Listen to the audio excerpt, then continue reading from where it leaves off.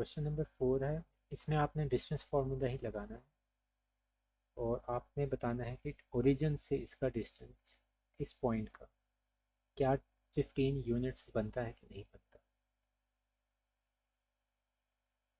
तो इस पॉइंट को हम नाम दे देते हैं रैंडमली ए का। ओरिजिन आपको पता है बिल्कुल जहाँ आपकी एक्सिस क्रॉस करती है, एक्स और वाई एक्सिस, वो आपके पास ओ होता है। इसके ऊपर आपकी एक्स और वाई दोनों की वैल्यू ज़ीरो होती है। तो आप डिस्टेंस निकाल लें ओ ए, वही डिस्टेंस फार्मूला लगेगा।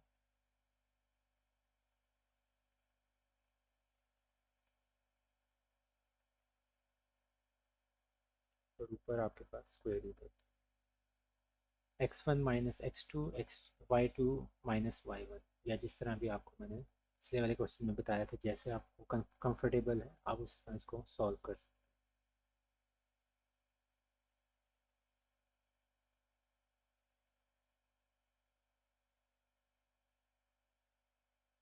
स्क्वायर स्क्वायर रूट से कैंसिल हो जाएगा, 176 प्लस 7 स्क्वायर 49।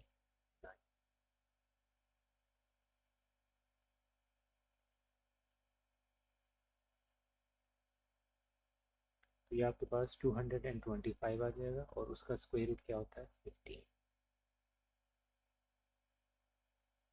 तो बाकी में ओरिजिन का और इस पॉइंट का डिस्टेंस 15 यूनिट्स।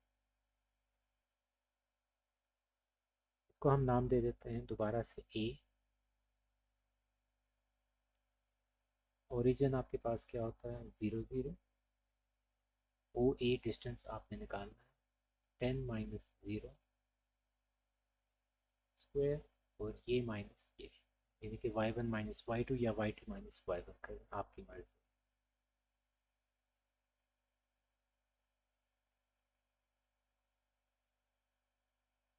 तो ये आपके पास 10 माइनस 0 10 हो जाएगा, 10 का स्क्वायर 100। ये माइनस 10 रह जाएगा, 0 निकालने से कुछ फर्क नहीं पड़ता। माइनस 10 का स्क्वायर 100।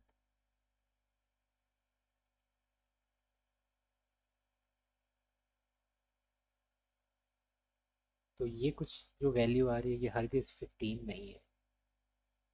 तो अगर थोड़ा सा सिंप्लीफाई करके देख लेते हैं,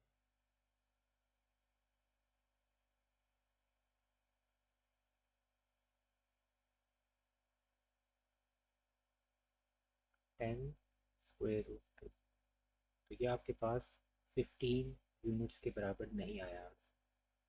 तो अगर 15 के बराबर नहीं आया तो आप कह दें, या इतना भी काफ़ी है कि 15 यूनिट्स के बराबर आपका आंसर नहीं आया, यानी कि ये पॉइंट 15 यूनिट्स हरगिज़ नहीं है ओरिजिन।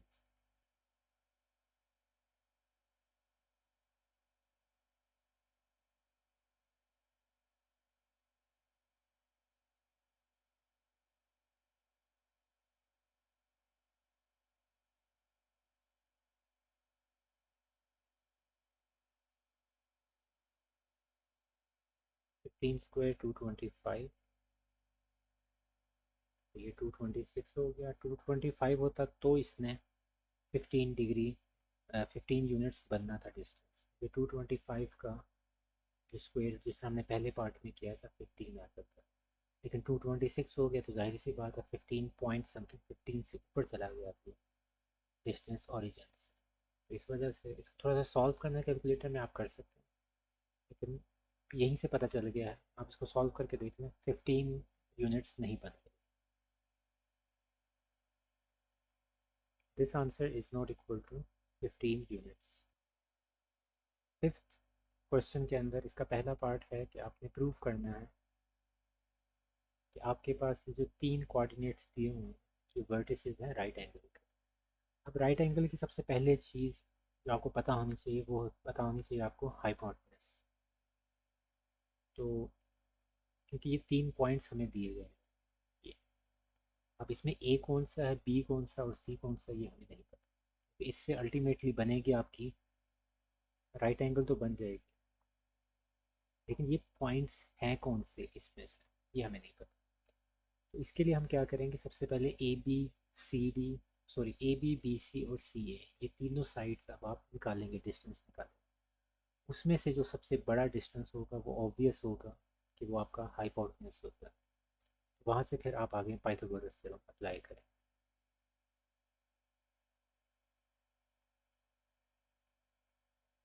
तो ए बी के ऊपर मैं सबसे पहले डिस्टेंस फार्मूला अप्लाई कर रहा हूँ।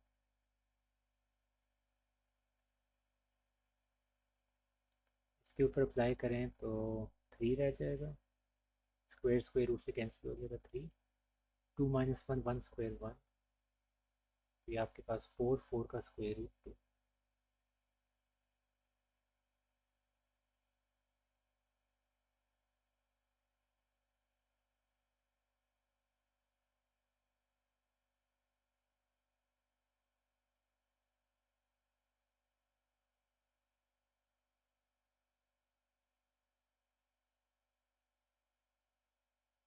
तो स्क्वायर रूट 3 का स्क्वायर हो जाएगा तो खाली 3,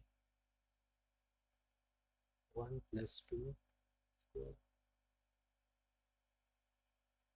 ये 3 3 का स्क्वायर 9 और 12 स्क्वायर। इसको अगर आप लिखना चाहते हैं तो 4 स्क्वायर रूट भी अभी फ़िलहाल लिख सकते हैं, उसकी वजह बताता हूँ क्यों। सी ए, अब सी ए का डिस्टेंस देखते हैं, 0 माइनस 0 और 2 माइनस माइनस 2।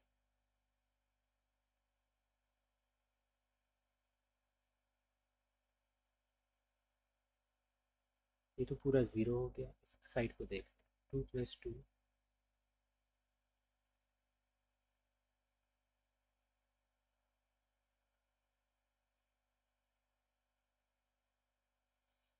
तो ये 4 स्क्वायर रूट है, ये 12 स्क्वायर रूट है और ये 16 स्क्वायर रूट है। तो सबसे बड़ी वैल्यू ऑब्वियस है कि ये सी ए है।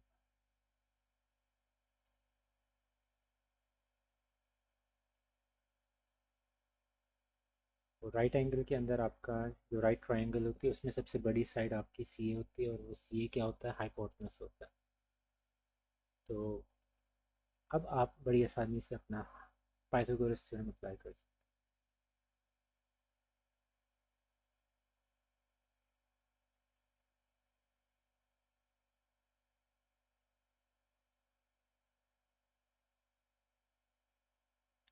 तो सी ए क्योंकि हाइपोटेनस है तो वो इस साइड पे होगा, हाइपोटेनस का स्क्वायर, और बाकी जो दोनों साइड्स रह गई हैं ए बी और बी सी वो दूसरी साइड।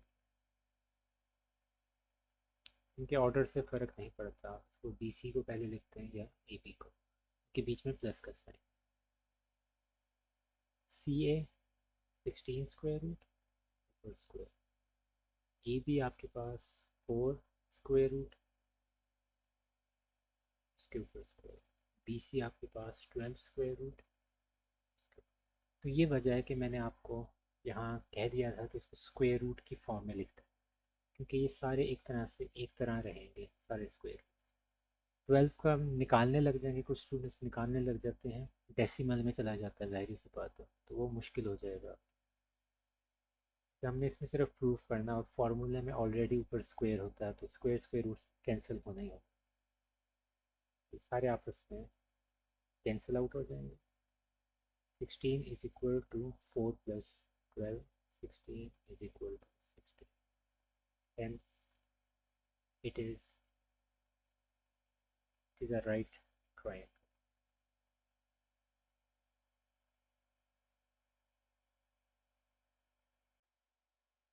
ये आपके पास 3 कोऑर्डिनेट्स दिए हुए हैं, उन्होंने कहा है कि इसको प्रूव करें कि ये आइसोसेलेस ट्रायंगल है। आइसोसेलेस ट्रायंगल कौन सी होती है, जिसके अंदर आपके पास दो साइड्स बराबर होती है। तो इसमें सिंपली आप डिस्टेंस फार्मूला लगा के ए बी बी सी और सी ए निकालो, दो साइड अगर बराबर निकलें तो आपको पता चल जाएगा कि ये आपका, ये जो पॉइंट्स हैं, ये कोऑर्डिनेट्स हैं, ये आपके कौन से ट्रायंगल बना रहे हैं, आइसोसेलेस।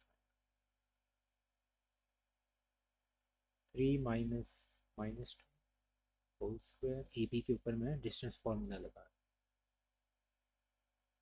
1 माइनस माइनस 3 स्क्वायर और ऊपर स्क्वायर, 3 प्लस 2,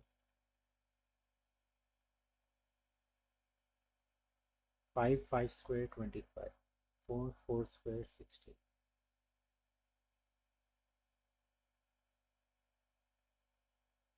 फिर आप BC डिस्टेंस निकाल लें, -2 -2 whole square -3 -2 whole square,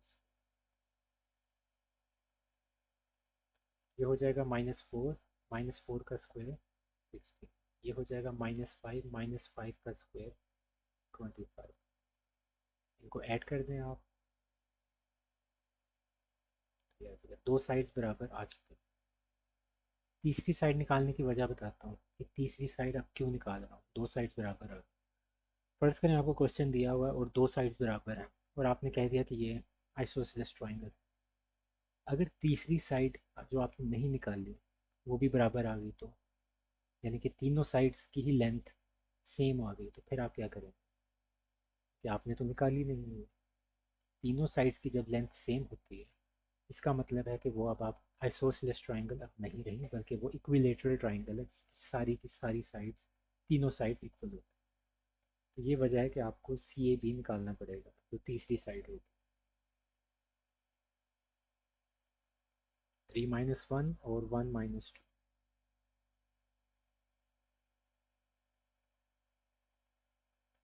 3 -1 2 2 square 4, 1 -2 -1 -1 का स्क्वायर 1।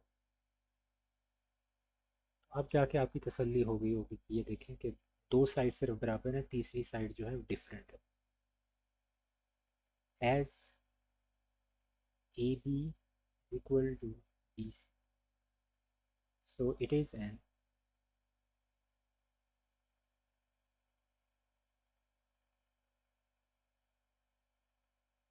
isosceles triangle।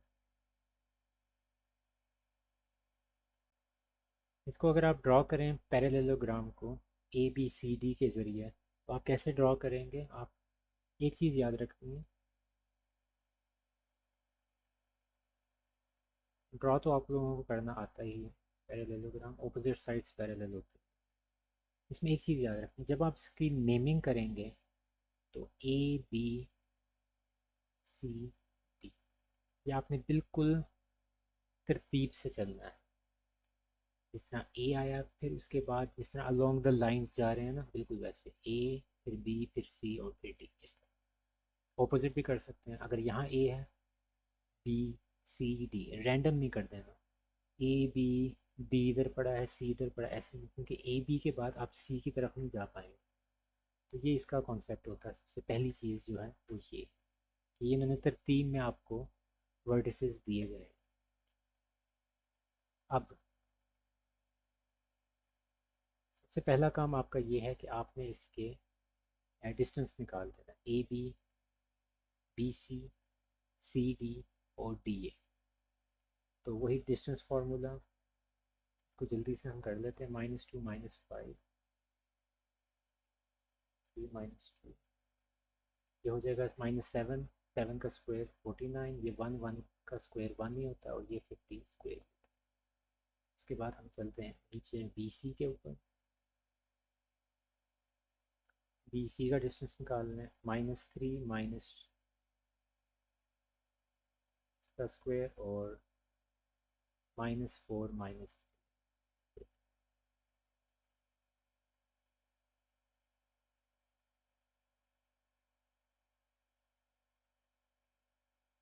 ये हो जाएगा -1 का स्क्वायर 1, ये हो जाएगा -7 का स्क्वायर 14 50। उसके बाद फिर हमने CD का निकालना है डिस्टेंस, -3 -4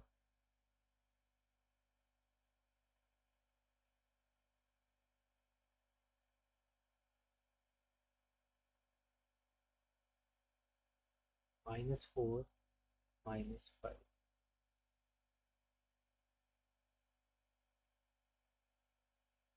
ये हो जाएगा -7 उसका स्क्वायर 49, ये भी हो गया 50। आखिरी चीज़ रह गई है AD या DA इसको कहते हैं,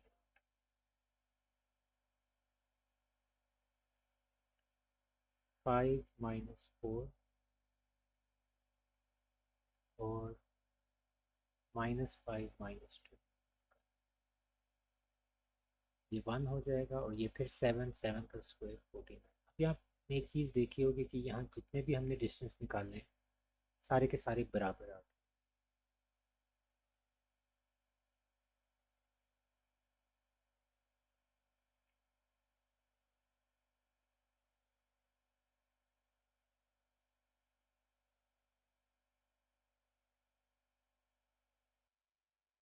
अमूमन अगर आप देखा जाए ना तरीके से तो यहाँ तक बेसिकली पैरेललोग्राम प्रूव हो जाता है। लेकिन अगर आप इसको थोड़ा सा मज़ीद लेके जाना चाहते हैं, एक और साइड से भी इसको देखना चाहते हैं प्रूव करवाना, तो वो आप मिड पॉइंट के ज़रिए जो डायगनल्स हैं उसके ज़रिए आप प्रूव करवा सकते हैं। उसका तरीका मैं बता देता हूँ। करने की वैसे ज़रूरत है नहीं, मुझे नहीं लगता कि अगर आपकी कोई भी चार साइड्स ले लें, वो अगर बराबर हो गई हैं तो वो पैरेललोग्राम होगा। उसके अलावा उसके पास कोई चारा नहीं है। इसके अलावा आप मुझे कोई डायग्राम निकाल के दिखा दें जिसमें आपके पास चार साइड्स हों और वो इक्वल इक्वल फोर साइड्स हों और वो पैरेलल ना हो आपस में, ऐसा ऐसी कोई फिगर बन नहीं सकती। तो अगर चार साइड्स बराबर हैं तो वो पैरेललोग्राम हर हाल में होगा। तो दूसरा तरीका मैं बता रहा था कि इनके जो डायगनल्स होते हैं ना पैरेललोग्राम के, वो बेसिकली बाइसेक्ट होते हैं एक दूसरे।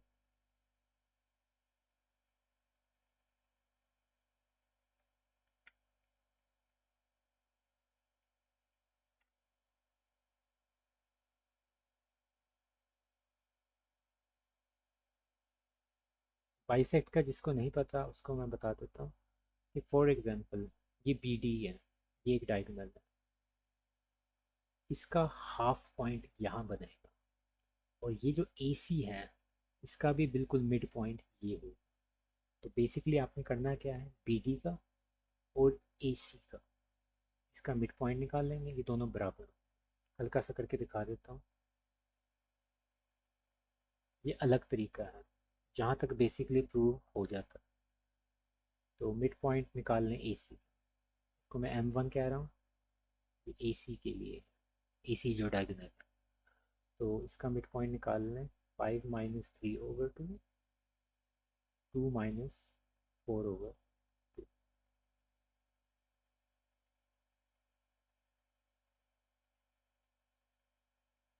तो ये आपके पास आ जाएगा 1 - तो ये ए सी का मिड पॉइंट है। दूसरा बी डी है, इसके मिड पॉइंट को हम 2 कह देते हैं। तो बी डी के ऊपर भी मिड पॉइंट फार्मूला अप्लाई कर दें, 3 - 5। तो ये देखें, 4 - 2 2। तो इसका आंसर भी वही आया जो ऊपर का आंसर आया, यानी कि इन दोनों के मिड पॉइंट सेम। तो ये वाकई में ही बिल्कुल उसको मिड से कट कर रहे हैं एक दूसरे को। बी डी ए सी के हाफ पे है और ए सी बी डी के हाफ पे है। तो ये जब आ जाता है तो इससे भी प्रूव हो जाता है कि आपका जो जो डायगोनल अगर बाइसेक्ट हो रहे हैं तो इसका मतलब है कि आप पैरेललोग्राम में ऑपोजिट साइड सेम होना और डायगोनल का एक दूसरे को बाइसेक्ट करें।